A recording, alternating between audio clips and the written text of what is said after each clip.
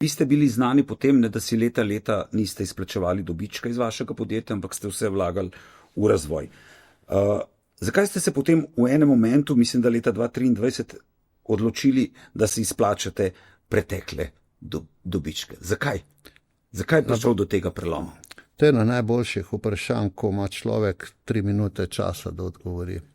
Jaz verjetno še do danes si ne bi splačal niti €1 dobička, ker zame so moje firme vedno vse.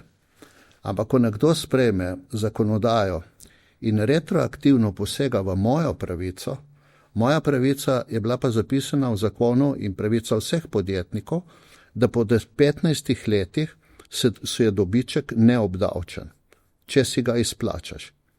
In ko so spremenili zakonodajo in bi hoteli ta dobiček obdavčiti, za katerega smo, ta kapital, za katerega smo plačali že vse davke v tej državi, takrat sem jaz in še marsikdo rekel, ne, temu pa ne bo tako.